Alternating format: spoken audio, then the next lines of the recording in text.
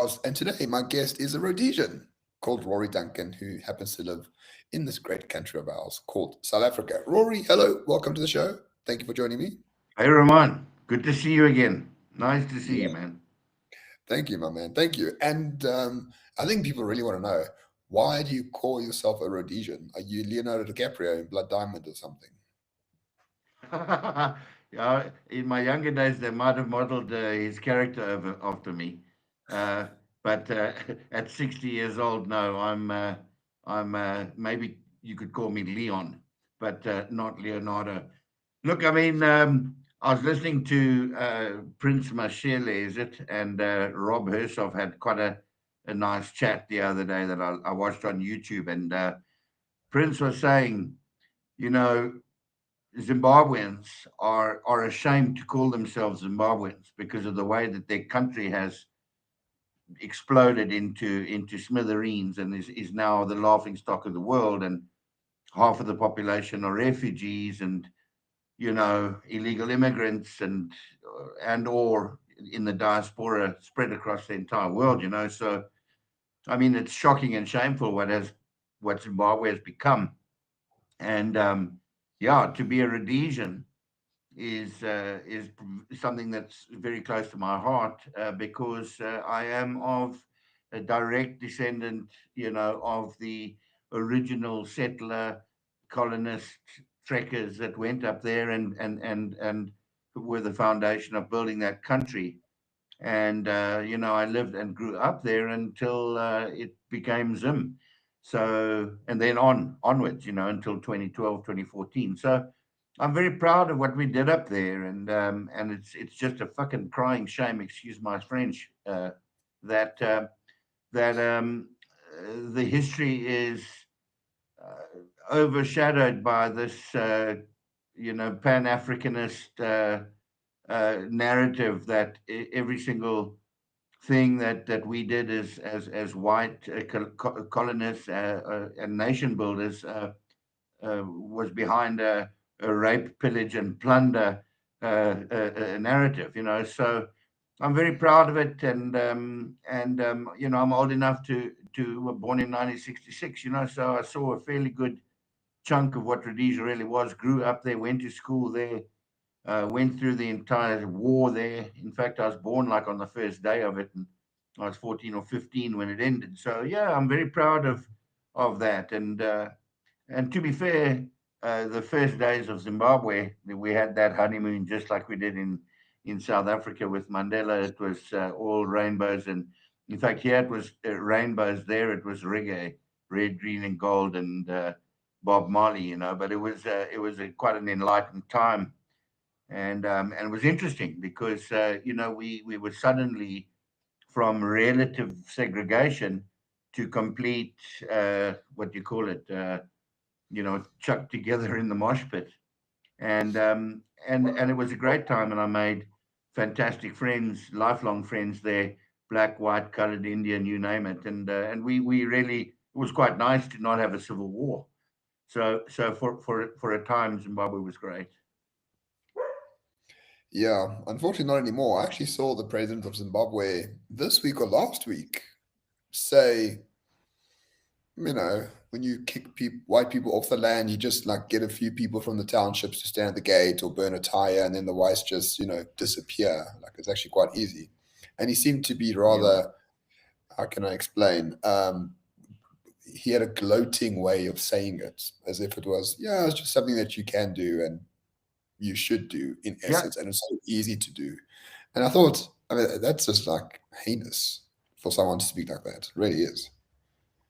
Yeah, definitely. I tweeted about that. He was talking to Hakainde Hichilema, the president of Zambia, who's actually a pretty centrist dude.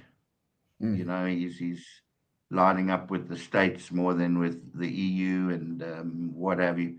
And I don't know the context. I was corrected by some Zimbabweans, according to them, that well, he was telling a historical, it was a historical sort of speech about how they used to do it back in the bush, and he was saying that all you do is you just propagandize a couple of villages to go and literally take a shit outside the gate of the farm, and that gets the whites scurrying, and it's that kind of flippant disregard for not just the pain and suffering of the minorities that were so terribly affected by the land expropriations in Zimbabwe, and the death mayhem that caused, and of course the destruction of the networks that were us as Rhodesians, as Zimbabwean white people. I mean, just to give you an example, Roman, I live in the Karoo. My sister lives in Zambia. My daughter is a policewoman in the London Met. My mother lives in Orlando, Florida. My aunt lives in Perth.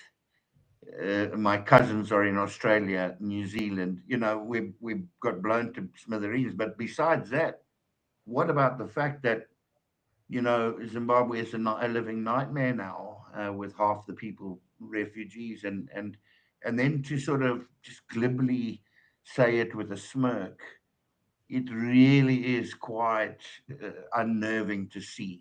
Um, it smacks of sociopathy and carelessness and complete crass sort of views of you know terrible events which they caused. So Yeah. And it's a definitely unchristian view as well. I mean, to take glee in the suffering of people that you don't like based on your own actions. Like this is not a Christian ethic whatsoever. And to see it so blatantly is not a surprise. I'm afraid evil is real and it's manifested in various ways, especially in uh, the great country formerly known as Rhodesia. But a mutual friend of ours, Will Tanner, who is on X, yeah. I spoke to as I think he was the first guest on this new channel of mine. He Oh has well. a great and wonderful recollection of what Rhodesia was and how Yeah. it came to be created. He gives Yeah. biographical details of Ian Smith.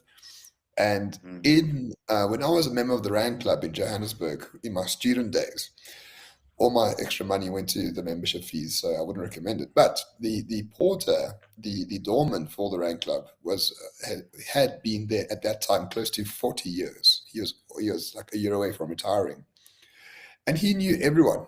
Verwoerd, presidents, Mandela, the Queen herself of England came to the Rand Club. Wow. And I Wow. said, of all these people that you met, who was your favorite? And without a shadow of a doubt, says Ian Smith is the absolute best person I ever met in my entire life because he was a gentleman. He remembered you 10 years after he met you, and he always cared about what you responded to his questions. So for him, Ian Smith was the man. And this guy was not a Mm. Zimbabwean, the doorman, he was a South African. And that's when Wow. I realized, oh, wait, maybe I should learn more about Ian Smith because we were taught, okay, he's Wow. like some sort of Filbutian figure. Yeah. Like way opposite, way opposite. He Yeah. was a Lee Kuan Yew of Africa. That's what he was, Without and a he got doubt. taken off for it. No, he was unique in so many ways. I mean, firstly, uh, a Spitfire pilot that got shot down, survived. you know, Ended up with the Italian resistance. He smuggled himself back and joined again. you know, RAF Spitfire pilot injured. That's why he had that one droopy eye. His shrapnel wounds to his face. Um, my personal actual memories of Ian Smith, and I have a number of them, is one when he and my granddad knew each other, and my granddad was head of the Gideons. In those days they used to put a Bible in every single place they could put a Bible, in the hotel bed, side tables, and wherever else they could. And they knew each other. My granddad and Smithy and that generation were just the same sort of dudes. They combed their hair. They were immaculate. They never messed up. They did next to nothing wrong, and they were genuine Christians. Mm. They were very, very Christian in everything they did. And I recall in 77, 78, riding my bicycle around Salisbury, and riding my bicycle past Ian Smith, walking his dog, a Labrador, with his wife in the avenues in his actual townhouse, not in state house, and he would walk every evening, around the city during the liberation struggle, the Civil War, and it's quite interesting. In the 80s, he was always quite rough on Mugabe. He didn't like Bob, and he made it known. But he was brave. He lived there, and he lived there unscathed, unhassled. And I recall probably 85, 86. Um, Mugabe said something crass about Smith, and Smith came out, and the Herald newspaper published it, where he challenged Mugabe, and he said, "Well, I tell you what, Mr. Mugabe, if uh, if you think I'm that bad, why don't you and I walk unescorted together down the main street of the city, one end to the other?" He mentioned from, Jameson Avenue to Manica Road, down First Street, and see who gets to the other end. And so he was a super guy, and he had a real sort of a passion for the black people. He was a Shona speaker. He was a gentleman, and the Rhodesians were very much gradualists. They didn't see things in short term anything. There was no short term. That's why he made the now infamous, not in 1,000 years, will the majority rule over us, or something like that, which was always taken out of context. But in context, it's that sort of long-term view that those Rhodesian old bullies had, and that was to realize that my grandfather's grandfather was on the ox wagons, and when he got there, the remnants of the Mashona people that had been decimated by the Matabele, Lobengula's guys, um, were literally clinging on for dear life. And I know that there's going to be comrades watching this that are going to slander me for it. I care less, but the reality is that when you when you when I was 10 years old, Midion, our housekeeper at our farm in Bankett in Trelawney, he would have been 60, and that would have been 1976. So, 1930 or whatever it was that he was born, I don't know, can't count properly, but his parents would have been there to see the ox wagons coming. And so by that time, by 1977, there were black medical doctors, black lawyers, black landowners, black farmers, black businessmen. And that gradualism is what Will Tanner always refers to, is the sort of such solid alternative viewpoint of development of Africa from the grassroots upwards. And I dare say, if Rhodesia had been not disrupted, if the world had not been disrupted by the farce of the Cold War and this communist left right, you know, uh, manufactured conflict, I dare say Zimbabwe and likewise South Africa, Namibia, in fact, the whole region would have been a global player, as strong as the Koreas and elsewhere. Fully agree with you. One of my favorite authors is called Theodore Dalrymple. He was a psychiatrist who worked in prisons in England. But he writes many books that are a compilation of his essays, and one of them was about his time as an intern in Rhodesia in the late 1960s. I think he's about close to 80 years old right now. And he mentions that many of his colleagues as interns were black Zimbabweans or Rhodesians back then. And he Yeah. says the only difference between me and them is that I get paid and I can just keep the money for myself and do with it what I wish. They get paid and they must send it to their granny and they must send it to their cousin and they must send it to the family back in the rural areas. And it's this idea of sort of black tax. But Mm. in reality, they were all paid the same. They were all treated the same. This was in the late 60s. I don't know why he would lie about such things, but it's not something that you would have seen in South Africa at that time by any means. Quite the contrary. But I Rhodesia imagine. was already 30 years ahead of the, sort of the Nats in this regard. So this gradualism, when Ian Smith talks about, I don't care who you are, you must just abide by the standards. And once you abide by the standards, you can do whatever the hell you want. That gradualism is something that, yeah, people don't really understand. I know we live in a time where people will say that it's cultural appropriation to have like sort of black people wanting to become sort of English country gentry or whatever the case might be. No, I think it's perfectly fine to have a better civilization be adopted by a civilization that doesn't have those characteristics. You know, Yeah. if more people Oh, become Christian, have more family, have generational wealth, I think it's much better for those people as well, right? I would think. yeah.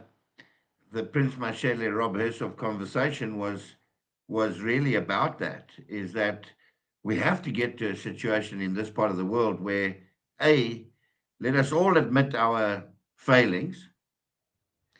Uh, let us sit down as a rational at a rational round table and let us vote the most logical conclusions to our solutions as discussed by the homogenous group. And that's the future. The future has to become something that is a logical reality for everybody. Why are you doing this? Well, we're doing it because it's best for, you know, why did you build a 200,000 bed prison in the Kalahari? Well, because we're locking up 200,000 of our worst thugs and we're Mm, putting them there, and your life is going to be better as a point, as a matter of course. yeah. When we get to logical outcomes, and the Rhodesians were very logical, and the Rhodesian black people were very logical as a result. And that came to the fore in so many ways, where you had people like Chief Chirao, you had people like Ndabaningi Setole, you had the Council of Chiefs, you had the Native Commissioners, and these were rural places. People forget that Harare had elephant and hippo in it, walking through it still in the bloody 80s, you know you know. And Yeah. my dad and them occasionally bump into lions, going between suburbs. It was a new bloody place, Roman. Rhodesia lasted 90 years from an ox wagon to chrome ore smelting, building bloody skyscrapers, universities in 90 years. Now Mm, imagine if it had lasted 180, yeah. you know. And logic says it would have been a better place than it became as the independent nation of Zimbabwe as soon as it did. I fully agree. And for those saying, "Are we just waxing lyrical about an oppressive regime?" Name a single country that is well developed and advanced today that did it through mass voting. You cannot name a single one. South Korea had a dictatorship. Brazil had a dictatorship. France had a Argentina, dictatorship. Um, America had a dictatorship under FDR. Russia has a dictatorship right now. Russia today is much better than it was 20 years ago when it had mass yeah, democracy.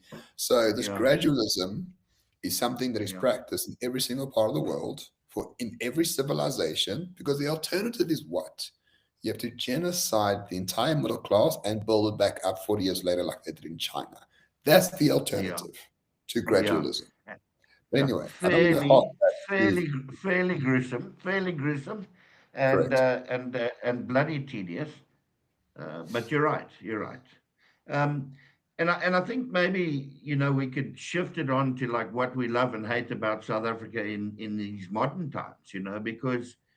Because speak about Mnangagwa speaking to Hichilema in wherever they were, Zambia, Zimbabwe, about this is how you frighten off the settlers, a bit of tomfoolery, a bit of witchcraft, and off they go.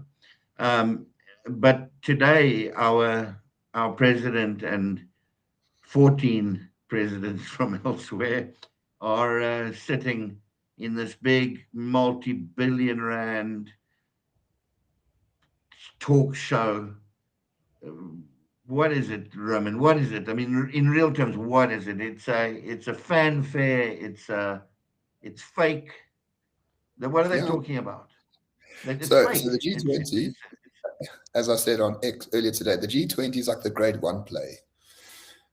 Everyone goes there and they clap, but they know that it's completely shit. It's basically all the handlers and all the funders coming to see in how the It's investment basically, in making South Africa poorer is doing. That's essentially what it yeah, is. So kudos to Trump for 100,000. I saying, mean, here's what interested me the other day. There was a little headline: South Africa gets like 985 million euros. Do you know how much money that is, bro? yeah, it's like 20 billion How rand. many rands is that? 20 billion? 20,000 million. And what's it for? Windmills. I don't know. What is it for? And where is it? Oh, I don't know. I mean, if you want to hate anyone in the world for propping up this regime that we're under, you must blame the Europeans. They're the ones Ah, that always I, fund it. I Always. loathe them. I'd rather live in Nigeria than bloody Brussels.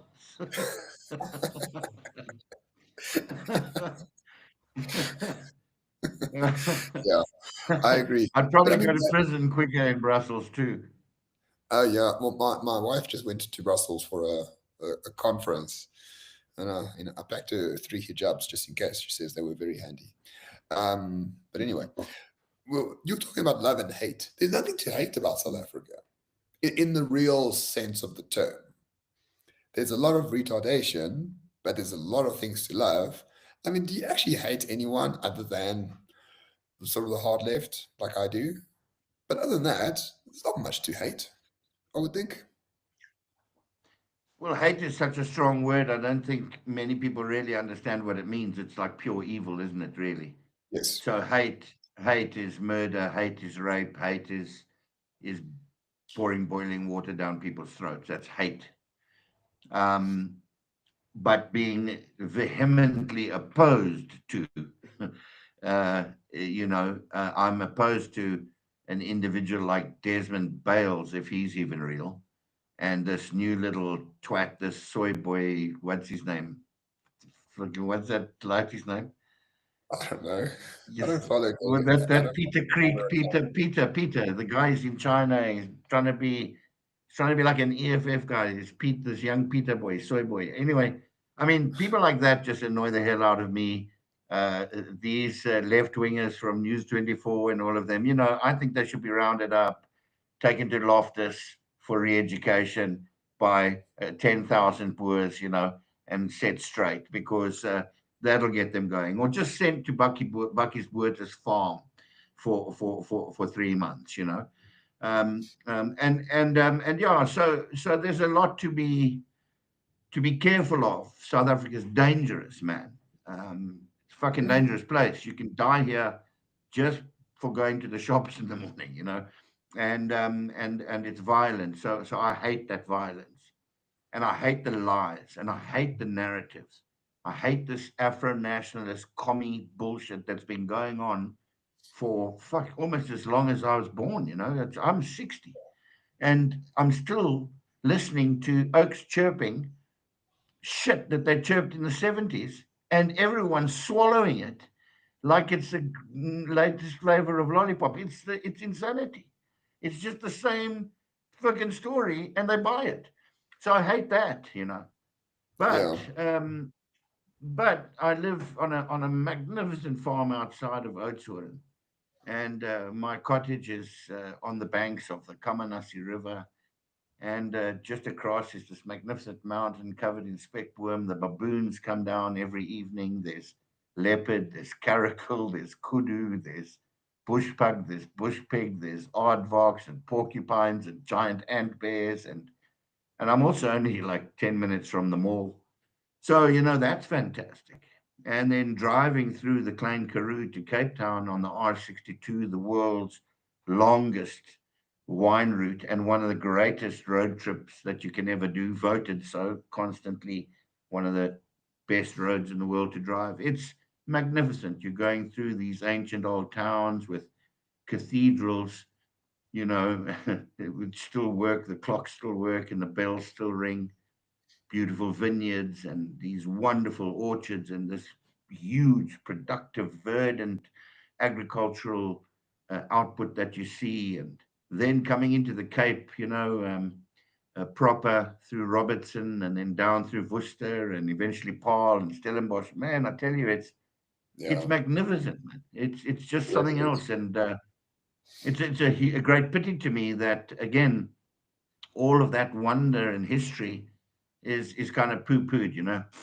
Stellenbosch, we don't want. I mean, it's like, what do you mean, man? What are you fucking talking about? You know?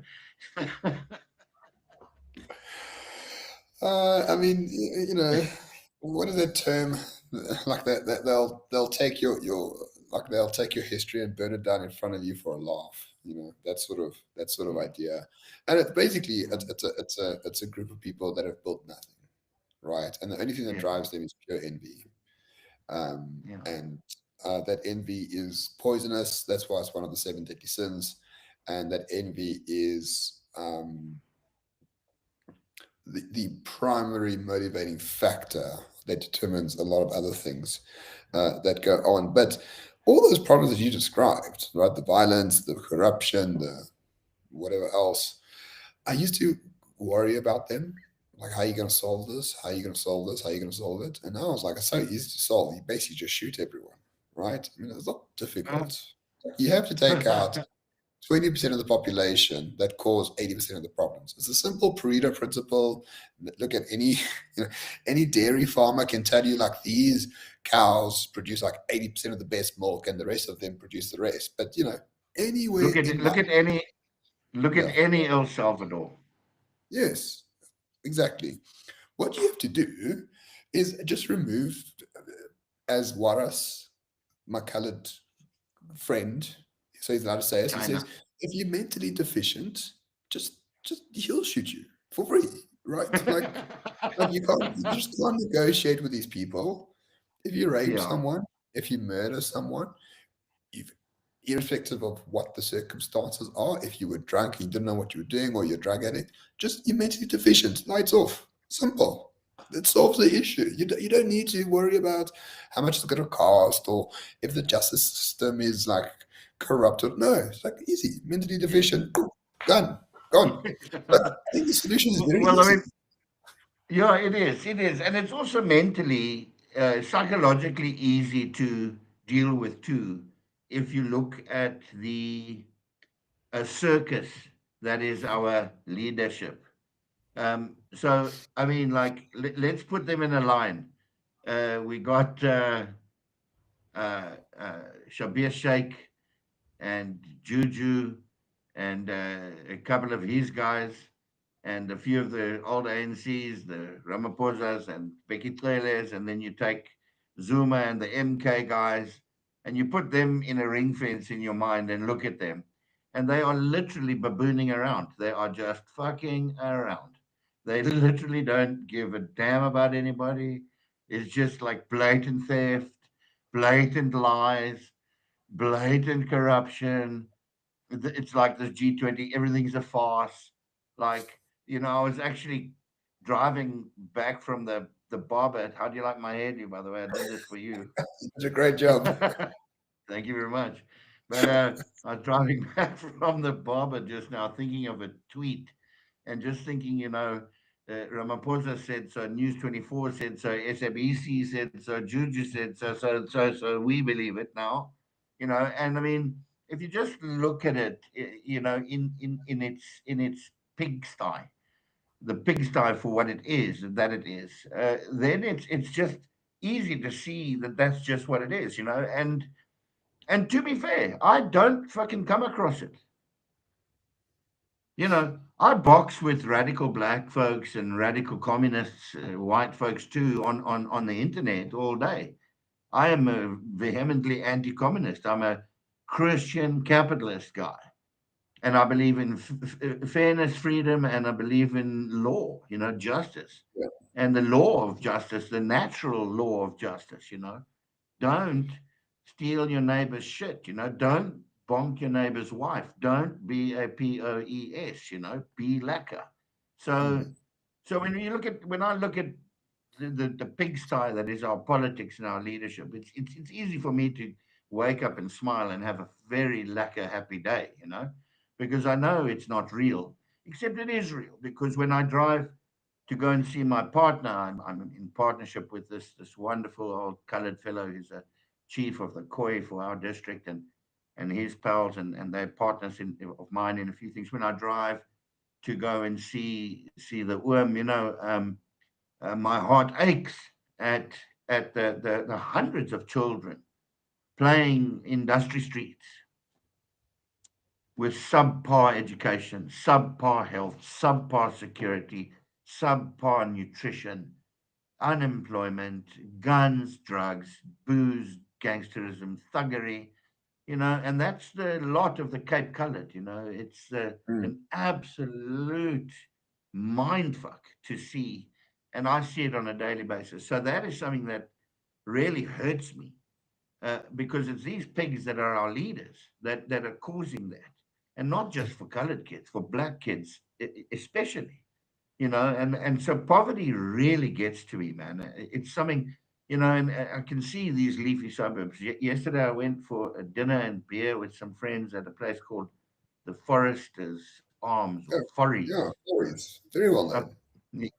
yeah, quite a cool place, since 1852. Apparently Cecil Rhodes planned the trek to Rhodesia there. And yeah, and those leafy green suburbs of Newlands, and it's just so la la la in my Porsche. And I can just understand, you blink it when you go past those shacks, like, whoo, I'm doing 180 here, you know. But Yeah. fuck it, man. Poverty is crap, So I'm really into solutions. I want to be a part of positive outcome, some solution. What is it? I don't know. Again, I reference Prince Mashele and Rob Hershoff, this Prince guy. He said the EFF, the MK, and the ANC will not exist in their current form, nor will they have a leading role to play in the future of South Africa after 2029. And he says, Correct. put your money on. Yeah. And I can see that being a reality. I can completely agree with that. But even sometimes I think as South Africans we think that like our problems are sort of unique.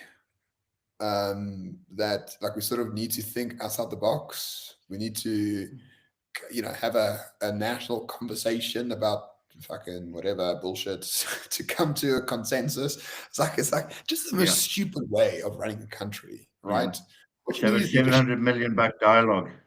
Yeah, and then on top of the 700 million buck national dialogue, it is presented and emceed by a woman who thinks pedophilia is fine. It's like, hello. Oh, Yeah, exactly. man. But a lot of the solutions to what you are describing is so simple as to almost be ridiculous, right? Yeah, How do you create yeah. economic growth? Well, I don't know. Let's look at the 300 million people that have gone out of poverty in the past 20 years. How do those people do it? Yeah, what happened there? How do you solve crime? Oh, I don't know. Let's go to a place that was the number one crime-ridden shithole in the world and now is safer than Luxembourg. What did they do? Yeah, Oh, wait. What's the yeah. solution? You Or should we defund the police rather? Yeah, yeah. The solution they had was you put criminals in prison. Radical, Yeah, revolutionary, and the yeah. guy doesn't get a Nobel While, Peace Prize, by the way. He doesn't get a yeah, Nobel Peace Prize. So the 50 I years agree. of sociology and criminology and anthropology and Yeah, fuckology about the link yeah, between poverty and crime and inequality. Fuck you. put the cunts in prison. Excuse my language. I'm sorry. Yeah. No, I get quite upset one time, because salute Roman. That's exactly right. Well said. I second and third that. it's so Obvious. easy. And it frustrates me to a degree that I cannot explain without going to the Human Rights Commission under penalty of prison time, that nothing is being done about it. Not from the DA, not from the Freedom Front, not from. It's a collective failure of leadership, and I use that term Yeah. very loosely. Yeah. Yeah. Yeah. And it's a great pity that it is. It's a great pity that it is. I've, I've voted once in my life, and I probably won't bother doing it again because it literally is partaking in the circus. I mean, you know, get together with five of your Chinas, put $500 a month in a kitty, and pay for someone's a gifted kid's school fees for God's sake. Yeah. Just fucking do something rational and right. Um, and I mean, look at it. Joburg's got a water crisis, and you'd think, just along the lines of what you've been saying, is that you'd think that the person who runs the water stuff has got like civil engineering degrees. It's probably a technical dude, and maybe even a dam builder for that matter, for damn sake. And yeah, it's a farce. So the future is well, it's out, but it's a wild card that I think is going to come in and change things. I don't think these commie radicals can defeat the spirit of the people, even Zimbabwe, as jigged as it is today. The kleptomaniacs that are running it at the moment, the wild. If you look, uh, Tanzania, okay, it's fallen by the wayside with this WEF woman that runs it. But like the Kenyans are really trying. They want to. Mm. They're trying to get things right. DRC, Malawi. But I mean, the Rwandans are trying, Yeah. the Zambians are trying, the Botswanans are trying, the Angolans are trying, And Gordon's doing well. but you know who's not trying? The South Africans are not trying. The I know. Zimbabweans are not trying. The Mozambicans are not trying. They don't care. We just want your money, my friend. And Yeah. it's just it's a fight. But I'd still, yeah, I've got a lot of hope, man. And I mean, I'm running around with investors, people that are coming from outside. I've got a guy that I'm very close to, and I love him, and he's a real comrade of mine. And I can't mention his name, but he's looking to invest 50 million euros here, and we've been going CEO to CEO, door to door, knocking on companies to see who wants some FDI. Anybody for 1 billion? You know, um, hard to find. Yeah. Hard to find. The will is there. Hard to find. So yeah, and I can't say hats off to the DA, but there's a remnant of solid values in the Western Cape still. Other provinces have really lost their way. But I think this province is not carried so much by the DA, but the Mm. excellence of its residents. Thank you, Rory. Thank you. People get this ass backwards. The DA is empowered not because they're better. The DA is empowered because the people of the Western Cape voted for them, right? And the people of the Western Yes, Cape are very different to people in the Northwest, in Limpopo, in yes, Gauteng, in KZN, and everywhere else, right? They give the yeah, DA a chance. The DA took it with both hands. They're starting to fuck it up a little bit. that's But for there's no sure. real alternative. But it's the people of the Western Cape that want to change. It's not the DA that gave them that change. So yeah, a bit of introspection would Yeah. be nice. But let's talk about the future of Africa Mm. because I listened to a podcast called History 102.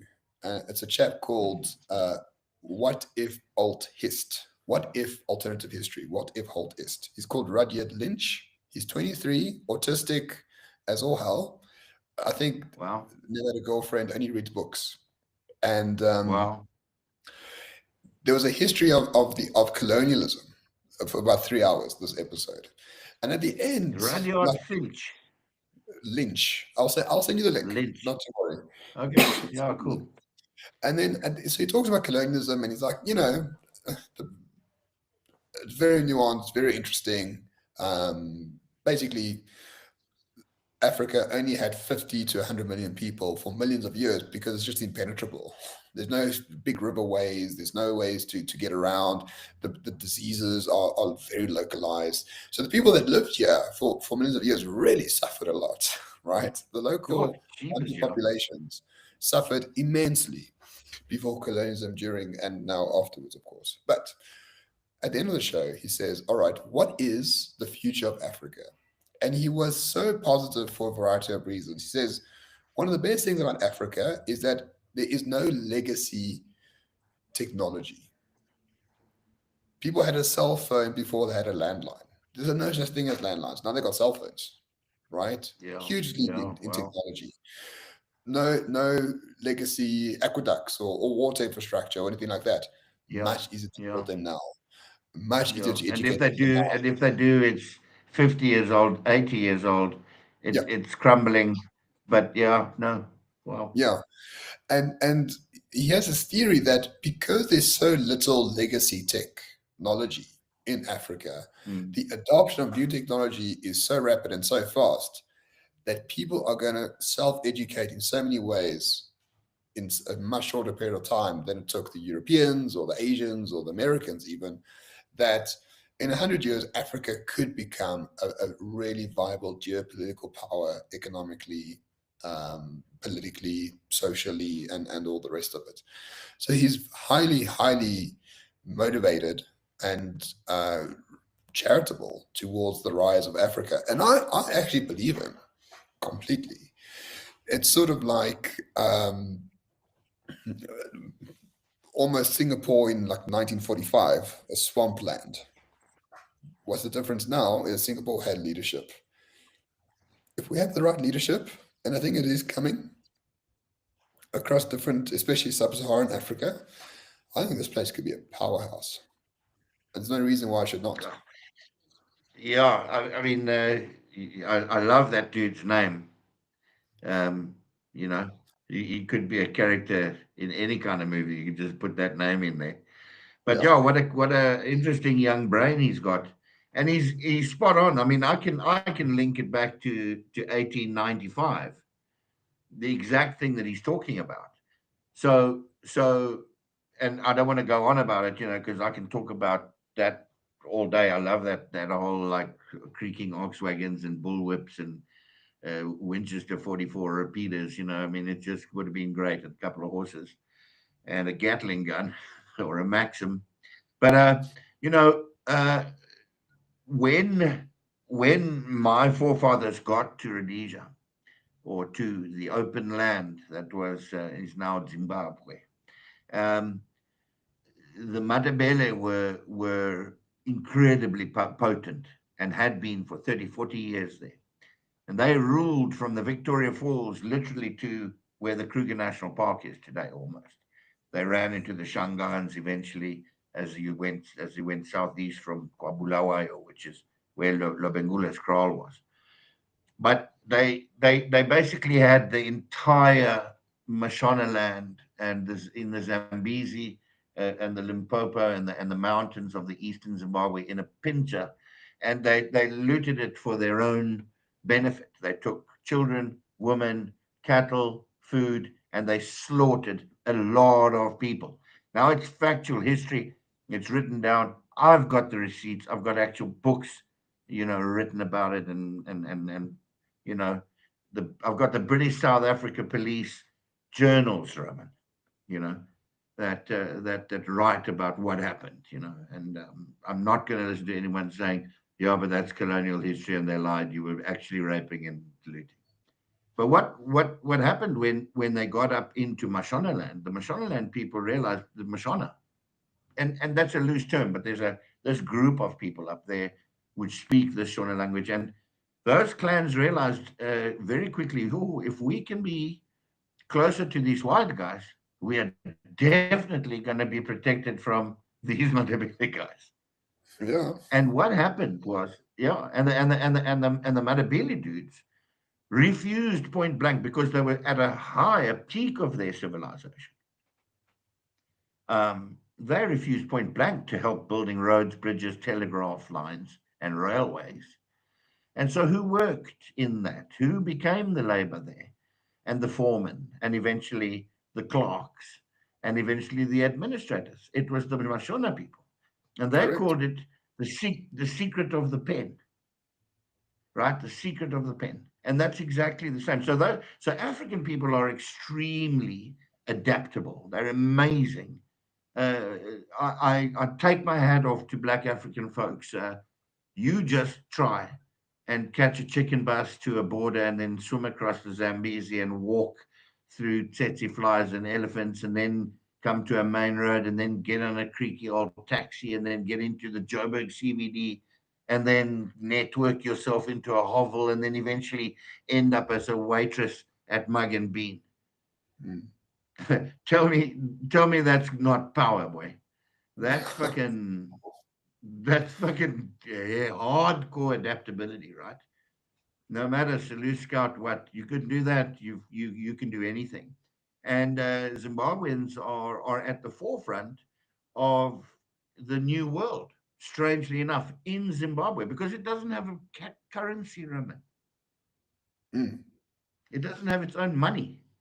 So everything, 90% of transactions in Zimbabwe are electronic, done by cell phone over Mhm. the cell network, and otherwise suitcases of cash. Um, and so that adaptability is there, and actually that new world is already in shape there. And who knows if there's a third hand at play, and that's what they want to do here to get us to that but I don't care. Whatever conspiracies are not that interesting to me anymore. I'm tired of them. But no, you're absolutely right. Africa is poised for the most incredible potential. In fact, if you look at Europe, 500 million people, 550 million people, huge consumers. You look at America, 300 million people, massive. So between them, there's 800 million consumers if you add in Canada and Aussie and New York and New Zealand and Japan and South Korea and a few other places. Um, but all of them are old bullies with a growth rate of like 1.2 kids per female, and they basically have pinkied themselves all the way to extermination, self-extermination at their coffee shops and cafes, Yeah, intellectualized themselves to death. Eh? while shouting diversity is our strength while being stabbed by a Pakistani. Yes, defund the police, Yeah, especially you guys over there. So, yeah. so Africa is going to be a massive market. It's huge. It's huge. It's young. It's going to have 1 billion folks sooner or later. And if you've got uh, balls just slightly bigger than peanuts, Mm. take your money to Zambia, go and see the investment, parastatal that runs the ushering in of foreign direct investment. You want to go farming, go farm. Zambia, Mozambique, you can go. Tanzania, you can go. Kenya, you can go. Uganda, you can go. Namibia, Angola. If you want to go and open a pub on the beach in Luanda as a Joburg Hey, and you've never been anywhere else, if you got a watch full of dollars, you can go and do it and live your paradise life out there. So Africa is also very accommodating and Yeah, willing, um, you know, and it's yeah. peaceful. I also just want to say in closing that section is that it's also not racist, Roman. It's only South Africans and fucking Zimbabweans that are racists. Correct. Correct. I've been to I've been to all SADC countries. Haven't been treated better. I feel more comfortable in Swakopmund or Windhoek than in Paris. To be Yeah. honest with you, Yeah, one time. Yeah, it's lovely. I went to Swakopmund in 2015, and for the first time, I actually wanted to go see where they filmed Mad Max, which a movie that was coming out then, and Mad Max Fury Road. Phenomenal movie. Everyone should watch it. And I said, it says the Yeah. credits is filmed in Swakopmund in Namibia. I was like, great, let's go. So we made a trip out of it. We took a Land Cruiser in the Windhoek and drove around the south, Walvis Bay, Okay. Swakopmund, whatever the case might be. So I go to Yeah. Swakopmund, Yeah. small sleepy village. I go to a store. There's a German behind the counter. Well, okay. Yeah. The car guard Yeah. had a uniform on. He had a. Yeah. He said, "Okay, thank you, sir. Here's your ticket. You're gonna pay whatever $10 when you come back. How long will you be? I'll be maybe 30 minutes. Okay, so that's $10 to pay. Just download this app and you can do the snap scan thingy, whatever the case might be." And I was like, I go to Santon City, and the car guards are like disheveled and want like a pack of beer as payment. Here in New Yeah. Zealand, in Namibia, it's like it's like legit. Yeah, and there, there's Uniform. also and there's also some taxi drivers burning an Uber guy to death across from the metro station while a Zimbabwean's guarding your car while there's a CIT heist. You're like on the N1 while Yeah, the electricity's off. yeah, yeah. No, but I found That's Namibia fast. to be like really yeah, Namibia was nice. I think the government there is shit, right? They like sort of ANC light Yeah, 1.5. They really yeah, have no sense of strategy whatsoever. But if no, they manage to exploit natural resources to a degree where it matters, I mean, that country could become the richest African country within the next decade without even trying. Um, yeah. yeah, It's awesome. Namibia is awesome. I deal with Namibians in business. I have associates and partners up there, and we're doing things together in agriculture up in Namibia. And they are really patriotic people. The whites, the descendants of the indigenous First Nations people there, and the black people of us in Namibia only come from the extreme north correct. when you get up to Angola. Otherwise, most of Namibia was San Khoisan type people, and then of Yeah, course the immigrants. But it's an amazing place, and one of my associates is very heavily into the politics there, and they really don't enjoy their government either. And there's a lot of grassroots stuff there. They're much closer to each other than we are in South Africa. They speak common tongue, and there's not the diversity that we've got. So there's a hope for Namibia. There's some environmental potential problems with this huge aquifer which is under the Kalahari. It's under threat from uranium mining by Chinese and Russians, which there's a lot of concern about. But I mean, Botswana, Namibia, southern Angola, western Zimbabwe, that whole sort of dry northern Cape, it's just so rich and it's completely empty. it is Yeah, completely. no, I love Namibia, and some of the best meat you'll ever get in ever the steaks and the sausages and the German butchers in Namibia. Ooh, can send me there now. Yeah, yeah. I can feel my mouth watering. Yeah. I mean, I don't know what the point of the conversation is. I mean, I had a good time. But Yeah, me too. yeah, I mean, but when we first started this conversation, Rory, some people were like, "Oh yeah, Zimbabwe, like we're the next one. It's obvious it's going to happen here." As someone who's lived through that complete decimation of a civilization, there's certainly elements of that here. But but deep in my bones, I just have a feeling that the opportunity for that decimation to perfect itself is past. In terms of if they really wanted to go full Zimbabwe, they had their chance last year during the elections, and most importantly, the election before 2019, when the ANC went down to 52 or 53%. That was the chance. Now I can't imagine the ANC or the EFF or MK being able to round up a mob and sort of burn down farming properties or things like that. I mean, can you? Yeah, you're right. You're right. No, I think you're right. 100%. I concur.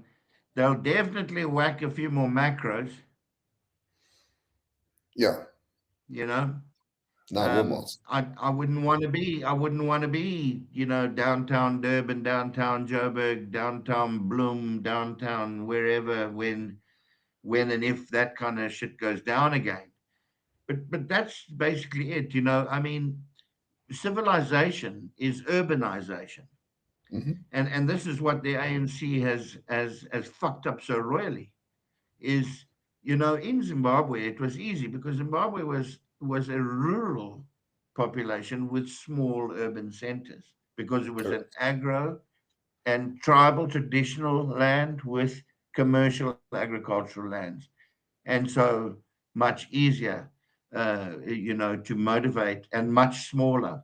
But when you drive, Roman, from the Western Cape to, let us say, Mtata, through direct line west to east across the Eastern Cape, the agricultural lands there are spectacular.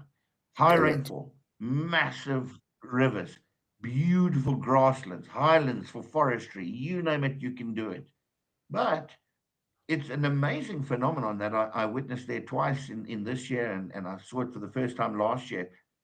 Over about a stretch of 200 kilometers through the rural Eastern Cape on the N2 or whatever it is, the main roads heading east west, are thousands, and I mean thousands, potentially tens of thousands of brand new empty houses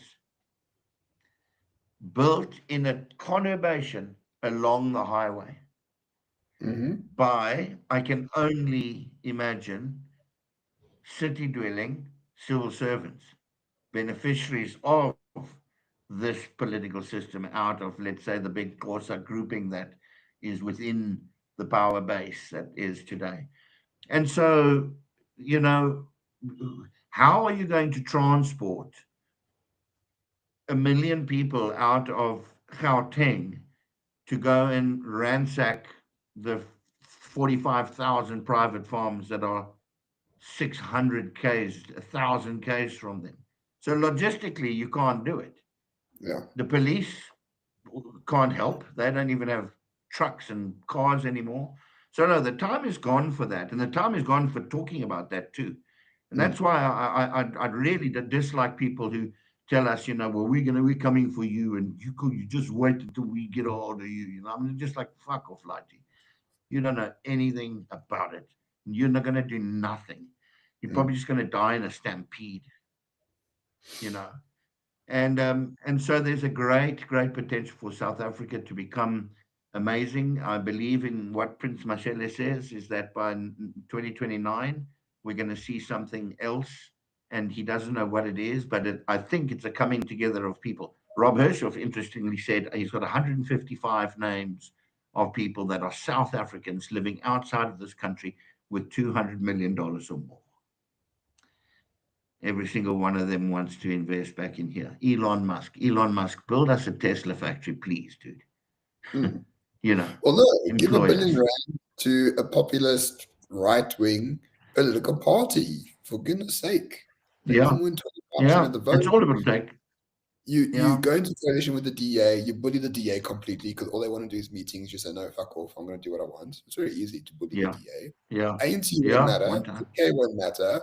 The entire mindset of the country will shift dramatically because there's no black nationalist Afro-Nazi communist party in power anywhere Yeah, at a national level. yeah, And the sheep will just yeah, follow. Like it's super simple. yeah, Like have a great man of history moment in South Africa in 2029 by giving a billion rand yeah. to a right wing, populist, conservative political platform that actually will solve the issues that 8 out of 10 South Africans want to be solved. 100%. Call the South African Democratic Teachers Union a crime against humanity. Uh, Yes. lock up, Hang from the ambulance. lock up the lock up the commies, Yep. and whack down on crime like with heavy boots and jack boots and baton sticks, and then teach the kids maths and science. Open subsidized technical colleges all over the place. Teach people to weld, carpenter, build, make bricks, fix cell phones, and also boot out the puckies from all the spaza shops Yeah, and all the correct. cell phone shops, and get Yeah. rid of that huge, strange Islamic fucking undercurrent that possesses every single high street in this country. So Yeah, but Yeah. what a pleasure to see you. Pity we don't go until 5 o'clock, but hey. Yeah, unfortunately not, Rory. I still need to come see you. I know I've been within about 100 k's from where you live, and we I always know. And I'm miss each bitter. other. I'm bitter about that. Yeah. But as a family man, I have to think about the family and 3 kids on 200 kilometers to see my friend Rory. I don't think anyone will be Yeah. very impressed except for me. So I need to come down by Yeah. myself. I promise I'll do Well, it. you're so welcome, and I'd really enjoy that, and we'll have a nice cup of coffee and chinwag. But it's always good to see you and to follow you, and I love your grit and determination and your couldn't care lessness, and the way that you've dealt with the stupidity of what happened to you under the Yeah. Ministry of Agriculture. It's fucking cool, Roman. You're a legend, man, and God bless you, brother. You're too kind, Rory. Thank you so much. The only legend here is you. And of course, to all those watching, thank you so much for joining us on this Friday. Have an excellent weekend, everyone. Go watch rugby or whatever happened. I don't know. I don't watch sports. May the best team score the most goals, whatever you call it. Other than that, see you all next week. Have a lovely weekend. Rory, thank you again. All the best. Bye bye. Cheers, Roman. Bye, man. Bye. Bye. Bye. Bye.